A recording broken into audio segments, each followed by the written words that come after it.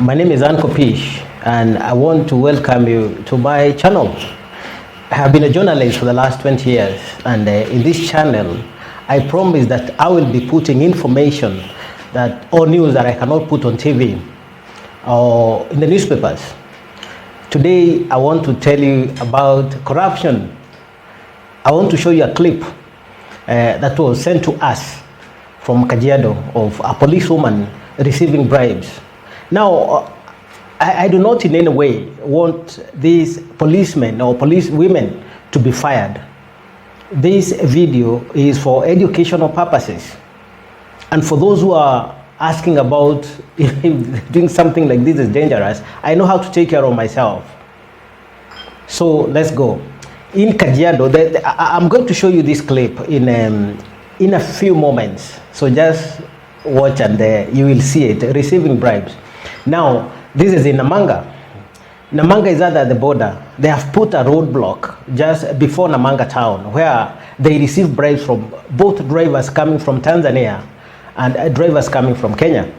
Now, the matatu drivers and also Probox drivers and these other small vehicles that ply that road for passengers and cargo, whatever business they do, told us that you have to pay 1,000 shillings weekly charges to use that road to the police, and the daily charges are 100 shillings, 200 or 100 shillings, depending on the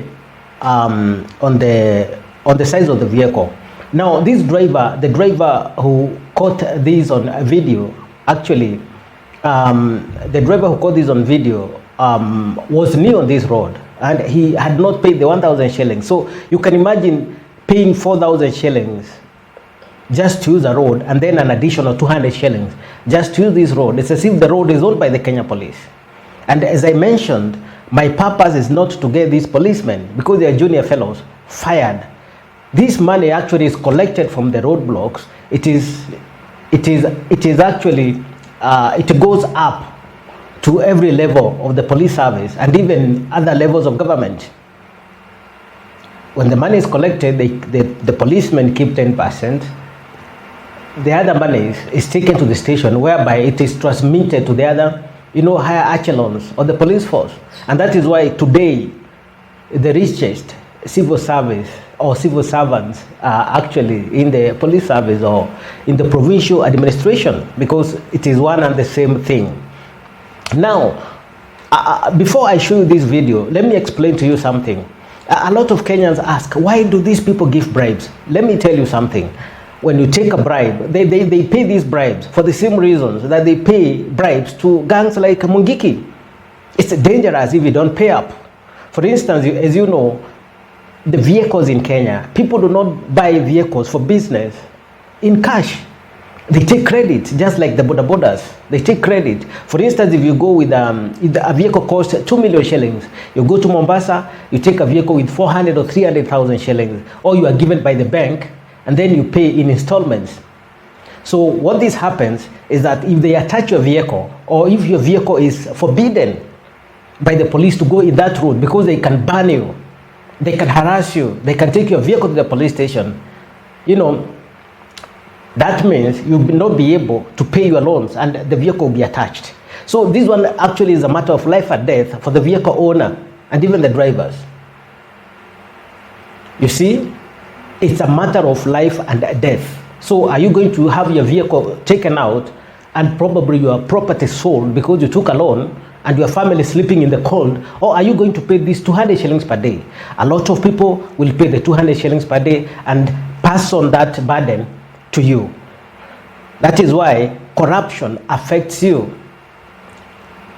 Whatever you buy today, if you are going to buy a bread, if you are going to buy milk, if you are going to buy potatoes, if you are going to buy vegetables, you must know that these payments are factored in.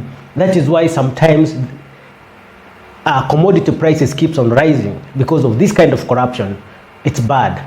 It's a cancer. Have a look at this video. Just have a look at this video. Put off. Have a look at this. As you can see, this is in Kajiado.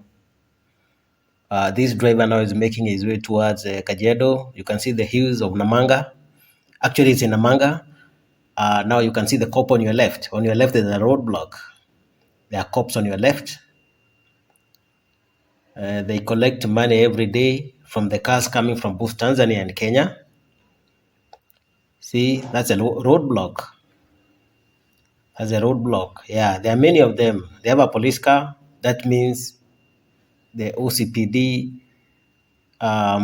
or a senior officer is here. Now the lady on the right is coming to collect bribes.